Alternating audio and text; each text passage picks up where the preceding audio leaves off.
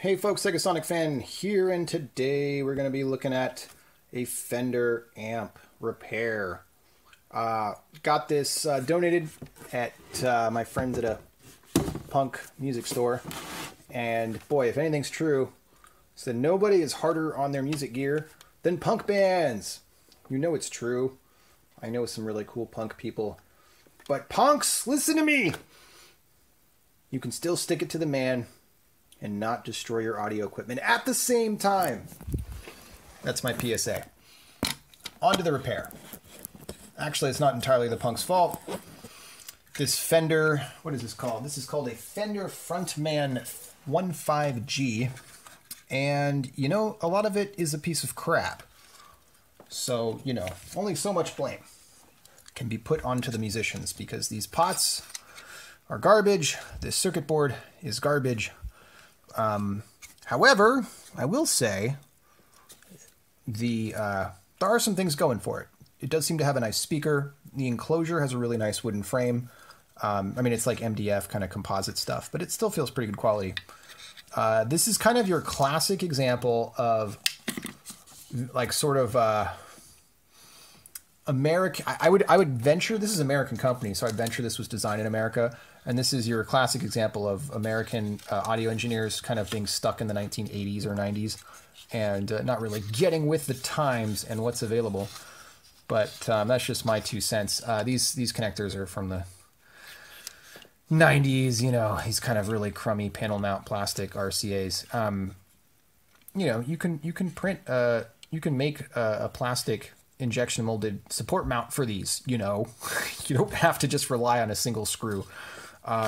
Similarly, you can do a lot more to support these 1/4 inch TS plug adapters. I mean, this is probably the main reason this was donated, is this TS adapter started to wiggle and break contacts on the board.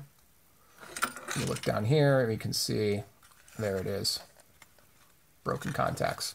So the PCB is incredibly poor quality. It's one of those like kinds where it's just really easy to start ripping out the traces if you just bend something. And while I was trying to pull this out, I actually had one of the nuts still on the potentiometer. I wasn't even pulling that hard, but you can see what happened. It just broke because the FR material that they're using here is, if it even is FR, it's so crap. And so yeah, this just broke clean off. I've never seen that even happen before. But no worries, it's a 100K pod, it's a single gang, I'll get that replaced. All these pots got really noisy, but yeah, you can just see these bend really, really easily. So yeah, there's some serious corners being cut. However, I will say this got a nice decent sized heatsink. This does mount nicely to the metal plate on the inside, and this amp, I'm not super familiar with this particular amp, TDA20, oh, okay, it's a TDA. Yeah, and these are okay. These TDAs are okay. It's not like a Class D or whatever, which would give you more power, but honestly, I'm not a huge fan of the Class D audio quality. I would actually prefer something like this. You know, we've got some attempt at using audio capacitors here. It's not all bad. We've got a fuse. A lot of stuff doesn't use a fuse nowadays. This board is a real pain to get out. You have to undo all of the nuts on these because they've actually glued. It's either secured with wood glue or with some recessed nails, 2 wooden blocks. So if you try to pull this out, you'll actually hit the wood. And I even tried using my jigsaw to cut back some of that wood, but you would actually have to cut out a whole ton of it. So I stopped doing that, undid all the knobs. As you can see in the process, this also broke too. Again, not using a lot of force. It's just really, really brittle. So yeah, it's unusual for me to break something quite so much just trying to take it out of the case. But it's okay, because it turns out I repair things. So what I'm going to do is clean up this guy. It's also missing a nut. It was missing the mounting nut when I got it. We're going to see if we can source that from my parts bin. Pretty sure I can. We're going to go in here, repair some of these traces, although it's not, well, yeah, there's only one trace repair that's really serious. Oh, this one broke off a little bit too. Do some trace repair. Probably just reinforce this with some basic hot glue for now. I mean, the case, of course, this is going to be in is durable. So the real issue is not something like this being durable, but making sure that these are all very durable. As durable as can be. I'm going to reinforce all the single gang pots with some more solder. That'll do something. I don't know how much. And then I'm going to have to use some deoxit for each of the pots as well. Boy, sometimes it sucks that I know how to repair things, because is this all worth a $40 amp? Probably not. But I hate to see things going into e-waste. Much rather repair them and give them a second life. Plus, I already have a home to donate this to. So, yeah, word to the wise, take good care of your audio equipment. It's not always made to be durable, even if it appears so. And stay tuned. I'll probably make a second part with this all repaired and showing it working. More to come. Ciao.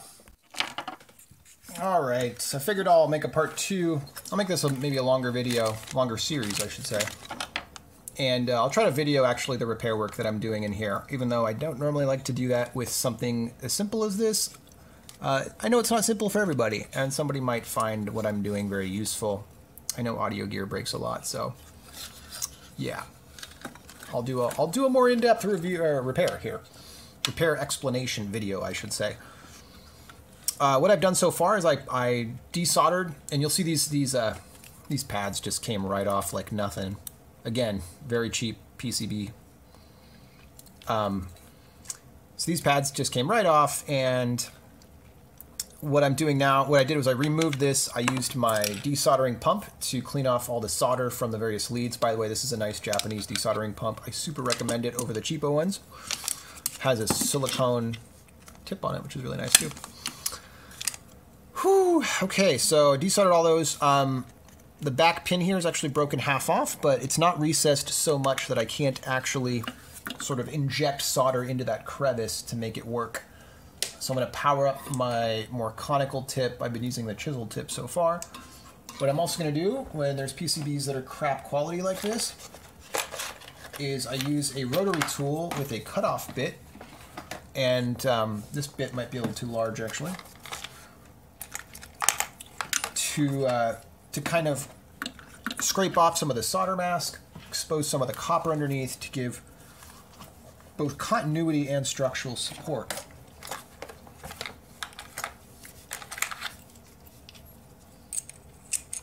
Now the thing is, this material is such crap though, that solder mask is probably super, super thin, as is the copper. I somehow doubt it's 1 ounce copper, which is kind of like standard for nowadays. But this is not standard fare. So I'm going to put this on the slowest setting, and you just kind of go in here. Yeah, I think that's going to work pretty well. Got to be really, really gentle though. I wouldn't recommend doing this unless you have a good rotary tool and experience, quite a bit of experience. Or just try with something that's, you know, less important first.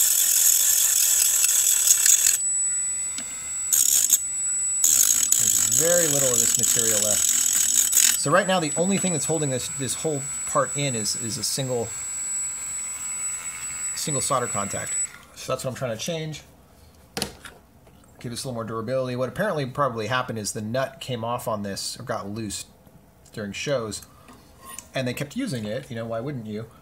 But in that process, the structural support was no longer on the plastic neck, but on the PCB itself. So after I do that, I'm going to go ahead and use an X-Acto knife. Just really make sure I got that solder mask removed, or mostly removed. Can be a little more thorough. Use a little isopropyl alcohol with a Q-tip. Clean up remaining kind of powdery solder mask stuff. Huh, wow, the isopropyl is actually just pulling up the solder mask, from what I can tell. All right, then I'm going to use a little bit of flux. And basically I'm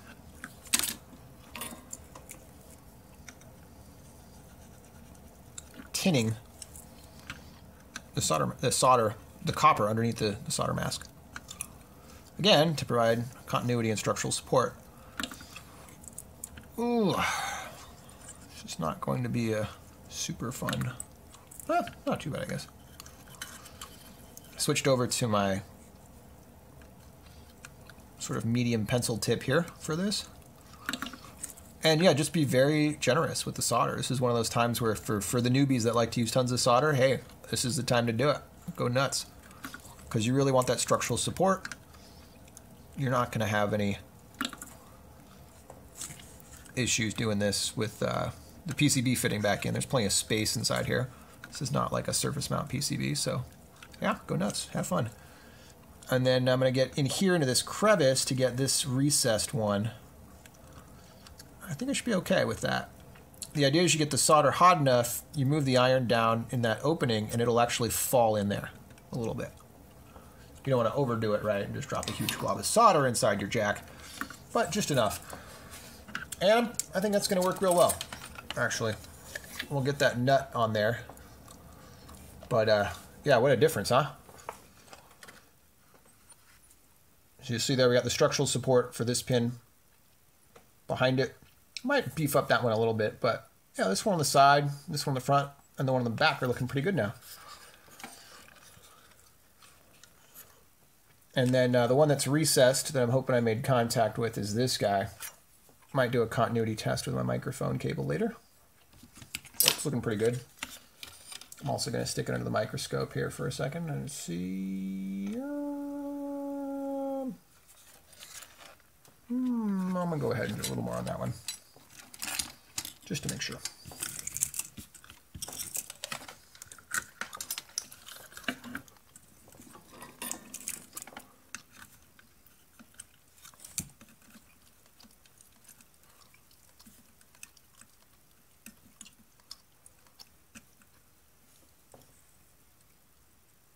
Yeah, it's in there pretty good, I think. I'm going to add more solder up here for more structural support for the middle pin. That should be pretty good. All right, so now, oh, you didn't see that. Just a little more structural support for that middle pin. And you know what, let's go do the continuity test right now for that recessed contact, just to make sure we can move on from this part of it. Of course, I don't have the securing nut there, so I'm going to be careful when I do this. Very, very careful not to apply too much pressure or angle velocity. I'm going to go ahead and put a multimeter lead into these pins. And I'm looking for continuity with this one specifically. I've got my meter on the beep test, aka the continuity test, and we're good to go. So that might not have been on camera. In that case, I'll do it one more time, just so you all can see. Oh, I forget which pin it was. Huh. There it is. So that's the one I was checking, that one in the very back. Good. So I think we're good to go on that jack, hopefully. It is a little old and janky. So obviously when we go to test it, that'll be our, you know, if I have to replace the whole thing, I might, you know, can't do anything about that, but we'll do our best here. And now I'm going to go ahead and work on this corner. And this is the corner that I broke. No, I'm not perfect. What a tragedy. Also, like I said, this material is crap. Question is, are those two connected? Yes, they would appear to be so.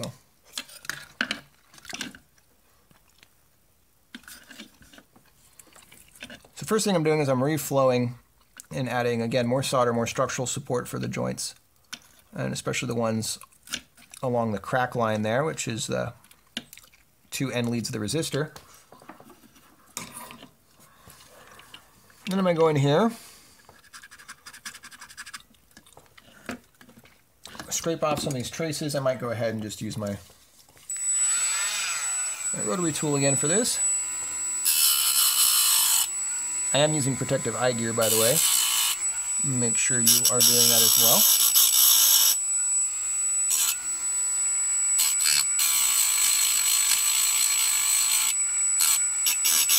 All right. Alternatively, because this is a 2-hole board, you could just find the spots where the traces lead and jumper them.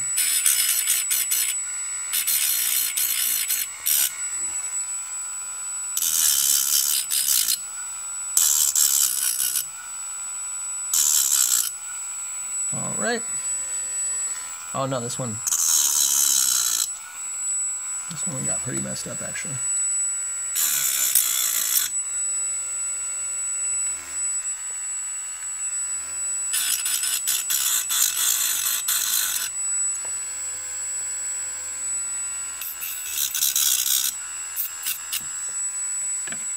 And this one at the very end wraps around the edge of the board and just needs to be removed. There's no reason for it to wrap around the edge of the board anyway.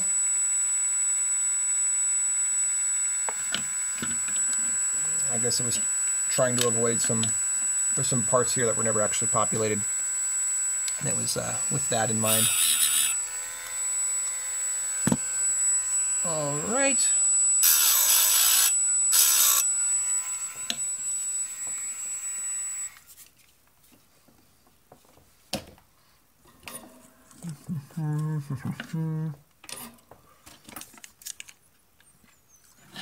Is just any of this on camera?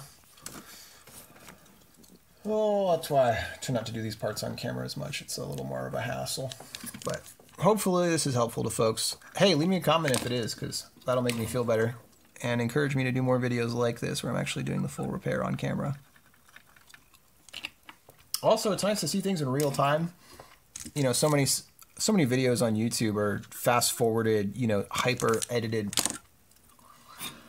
things that just, you know, sometimes it's cool. You save time. You don't have to, like, scroll through to find the info you're after. But one of the drawbacks of doing things that way is so many people I meet are just convinced that repairs are so easy. You can just do it yourself so easily. Look, the guy snapped his fingers and it was fixed. But actually, repairs take labor. They take time. And hopefully this video conveys some of that. Here's a cool tool. This is a wire stripper that works for basically almost any gauge of wire you can throw at it. I think down to 30 it had some problems, but 28 and above it works so cool and just strips the wire just like that. I'm gonna go ahead and just use some spare leftover wire here to do these trace patches. This one along the edge is probably one of the trickier ones, but not a big deal. As you can see, I got it on there just fine. Use my wire cutters, cut it off. Yep. Oh, nope, nope, nope. Is it on there? It is not on there that good, so I'm actually going to move to my precision ultra fine pencil tip Weller iron. Hit this sucker on and finish what I started here. There we go. Love this soldering iron, but it is damn expensive. So I try to use it as little as possible, just for the important stuff. When tips are $30, you gotta be wise. Although if you're using like Metcals or what is it, JBs or whatever, those suckers are pricey. I don't have one of those.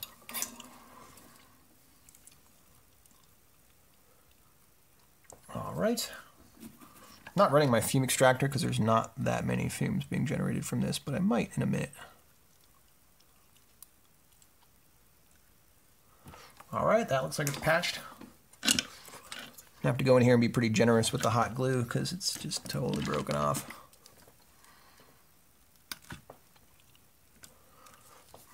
And you know, these are just signal wires for audio. There's nothing fancy going on here as far as wire choices. I'm just kind of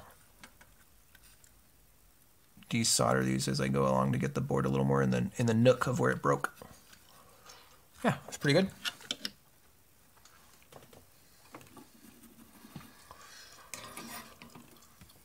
And then we have that last one, which that one I'm just going to patch across. I don't think it is necessary to take that roundabout path.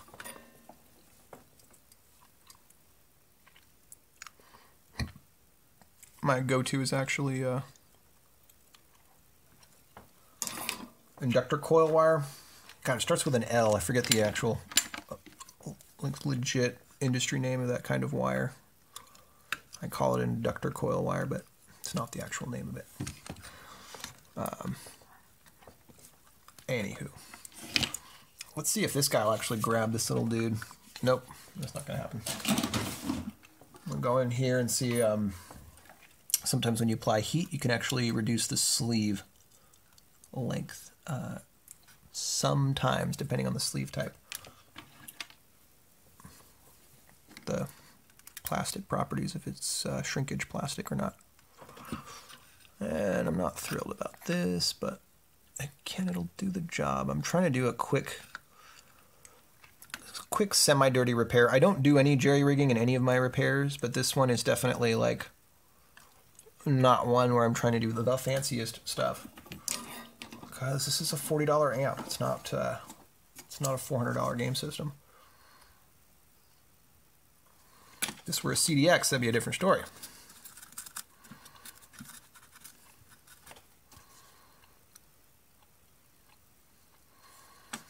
All right, I'm just cleaning up the remaining bits in here. And I think we're good. I think we're good. We got 2 repairs down. We've got like, what, 2 or 3 to go? Not too bad. Plus got to source some parts. But, hey, nice thing about having a little mini workshop. I'm going to go ahead and use my trusty glue gun now.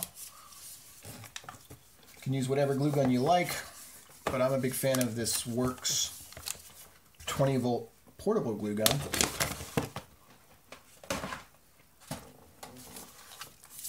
Never knew how convenient it was to not have to plug things in until I didn't have to plug things in. And then I was like, oh, I never want to go back to a glue gun where I have to find a wall outlet. And this is from the Works Maker X. Am I zoomed in here? Yeah. It's a cool little thing. It's even got an LED. It'll tell me when it's ready. Although I usually get a few seconds past the green. Also, because of my small workbench here, I have to constantly put tools away to make space for stuff I'm working on while I'm working on it. All right, sucker's green. We'll go here and just...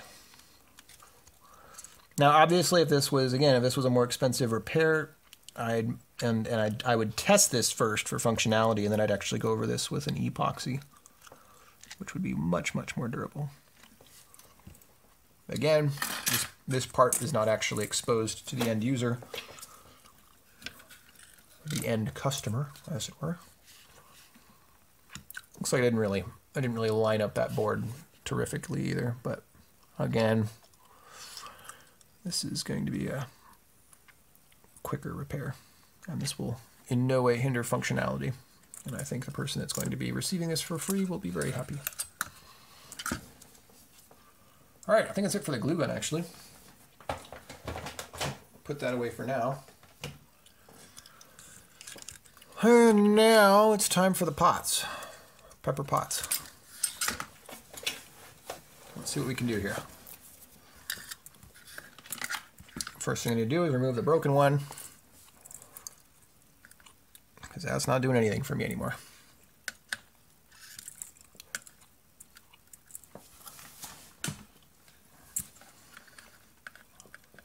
God, this whole board, it just flexes. When you put the slightest bit of pressure on it, the whole thing just bows like crazy.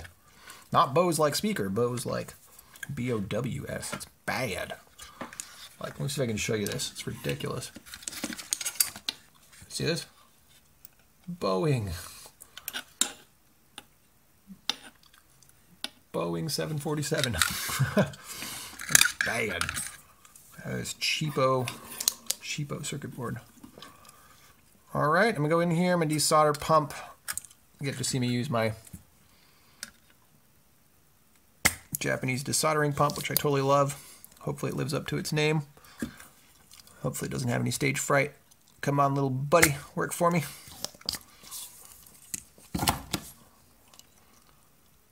Sometimes little bits get trapped in this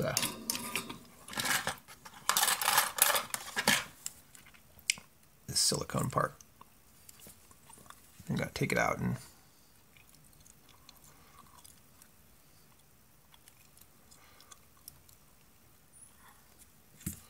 clean it out like so.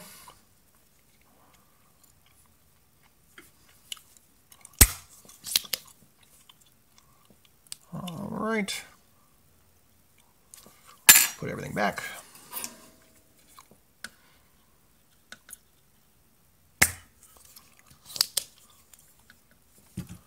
That looks pretty good. If you want to make sure you got the all the solder out, you just hold it up to the light and see if you get some holes poking through. Hard to show that on camera, but if I hold it up to the light, I get really evenly spaced holes poking through, so I think I'll be perfectly fine for that when I reinstall my replacement 100K pot. These ones are super, super loose, so I'm going to go ahead and, again, for structural integrity, I'm going to get a little more fumes from this. I'm going to put on my fume extractor. I'm going to have to make sure the nuts on these are really on secure, because there's no, these cannot take any force. They're so fragile. And I would like to see this lasting a while. Of course, I'll put some of the deoxit on this. Get those pots nice and clean. And I'll see if I can do a test with this actually outside of the case before mounting everything again. And I'm just going over here and I'm just anything that comes into contact with the customer that could have some force put upon it, I'm going to go ahead and reinforce with additional solder. Not sure she's going to do a whole heck of a lot, but it's better than nothing.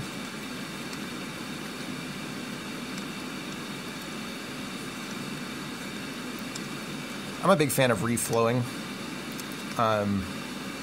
Maybe too much of a big fan. Everyone's got their little thing with electronics they like to do the most. And for me, for repairs, it's reflowing. I don't like to look at old, kind of partially faded solder, and so much solder nowadays and stuff is actually like really budget mixtures. Putting on nice fresh solder, I don't know, it makes me feel good. It makes me feel like it's going to last longer. Whether or not that's true, who knows? I feel like it adds structural integrity. I know it adds structural integrity, and I feel like good quality solder, like what I'm using, the MG Chemical stuff, can go a long way. But all that said, I will be the first to admit that I probably do this more than I need to. Just like a lot of people out there replace capacitors a heck of a lot more than they need to. The world has gone nuts for capacitor replacements. All right, and also, especially given how cheapo this board is, I do not think it's a bad idea to reflow the AC mains section. Although, actually, is this AC mains or is this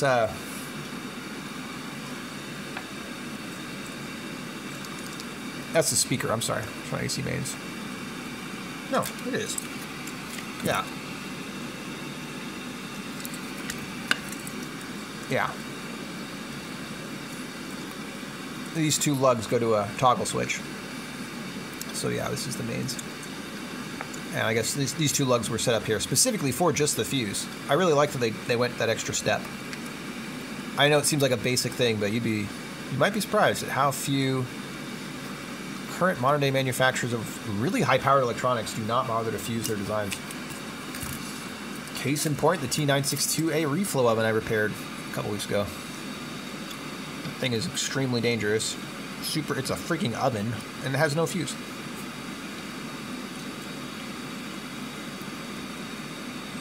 Okay.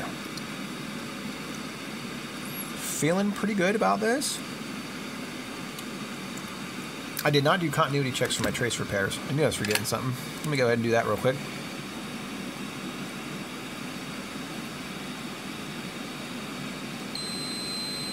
All right.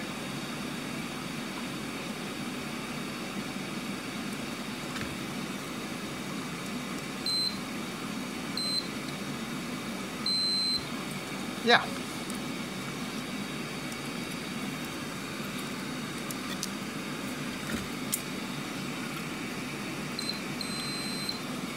Cool. Trace repairs look good.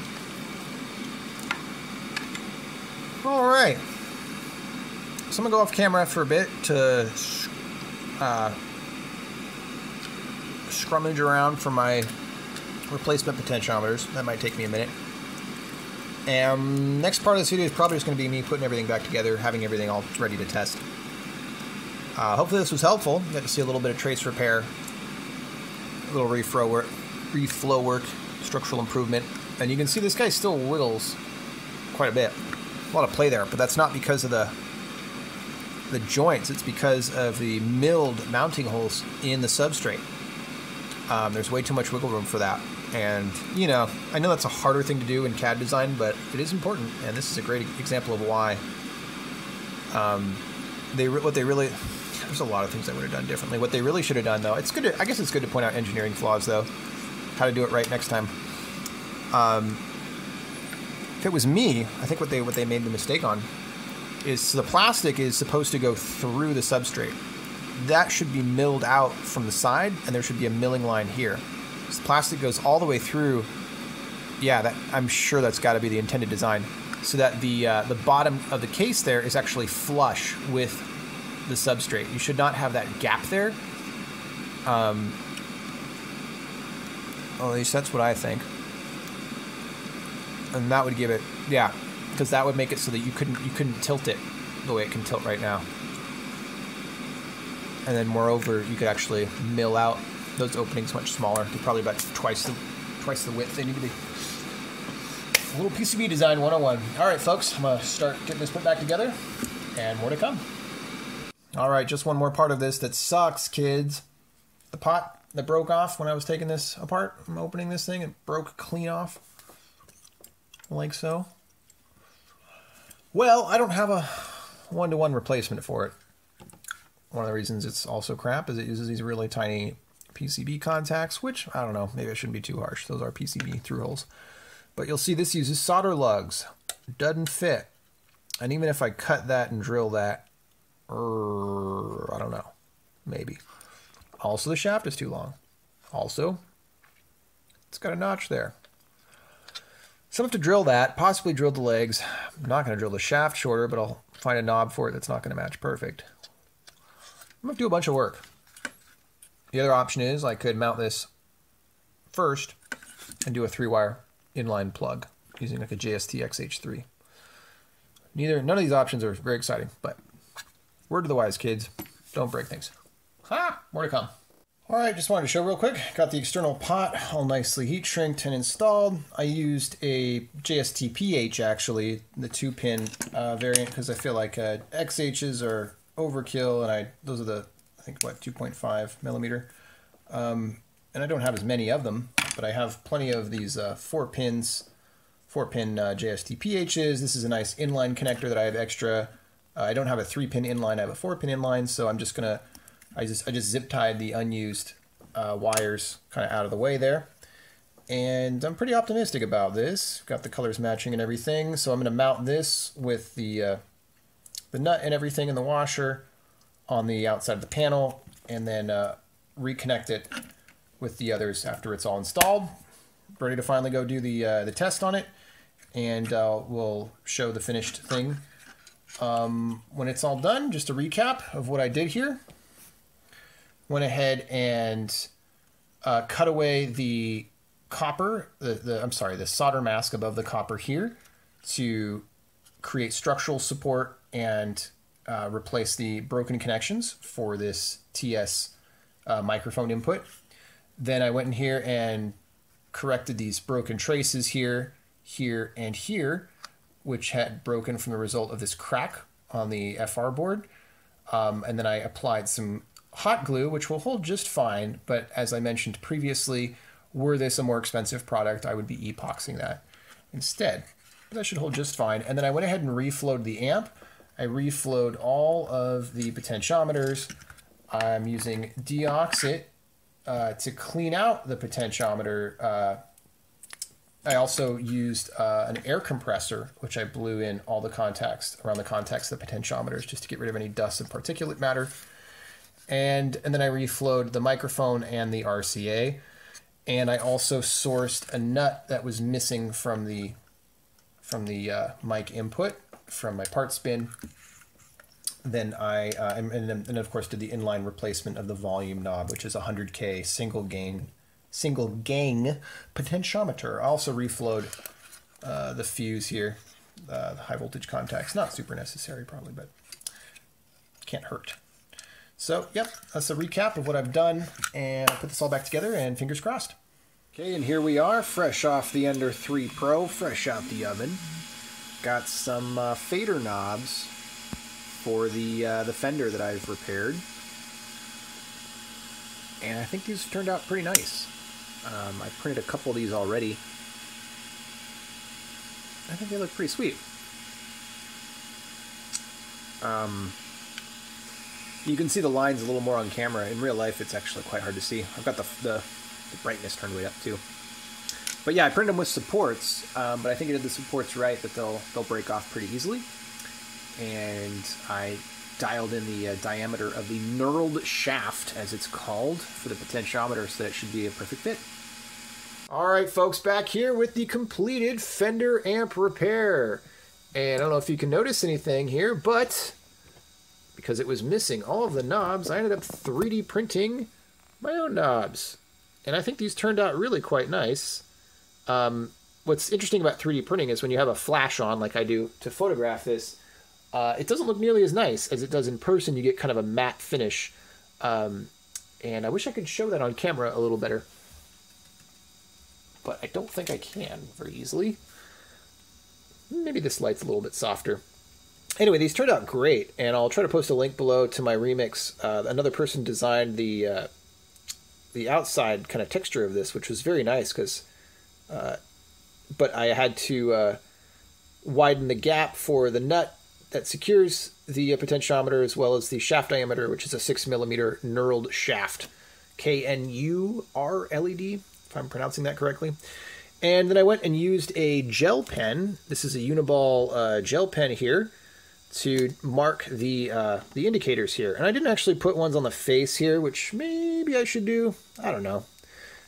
It won't look as nice because I don't have the texture to kind of guide me in that. This is the gain. Obviously that gets really loud if I turn that, but there is a marking there. And yeah, I mean, this jack is still a little more fragile than I would like due to the original design. But other than that, it's working great. It does need a handle. One note is the 2 screws that actually support the handle also hold in the aluminum plate here for the face. Very important. That thing kind of wobbles and bends without those 2 screws. So whoever took the handle off of this thing, oh, I wish you hadn't done that. I could 3D print a handle later, but I've only got PLA right now, and I'd need to do that in at least ABS or ASA or PETG, or what I'd really like to do is print it in nylon, actually, because I could do that eventually. But for the time being, I think this is good enough. The person I'm giving this to said they could get a handle anyway. And yeah, it works. So without further ado, I'm going to go ahead and show... Well, actually, I'll show you real quick what I'm going to be plugging into this. This is my crazy cardboard box pedal setup here, which just kind of sweetens up vocals a little bit and runs off battery power, which is really nice. It's actually a compressor, tiny Yamaha mixer, a micro tube amp, and a voice processor, all running off 12-volt battery. And it sounds like this. Slip sliding away, slip sliding away, yeah, yeah, yeah. You know you're near your destination, the more you slip sliding away.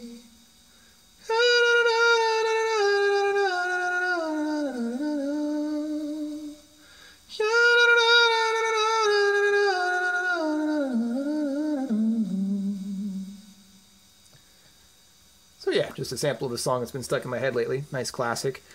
and a little example of what you can do with a Fender amp and some nice audio pedal gear. Hopefully this video was useful to you and you found some interesting things about it. Please leave a comment if you did, because I like hearing from people, I like chatting with folks. And have fun repairing your vintage audio gear. Segasonicfan, signing out.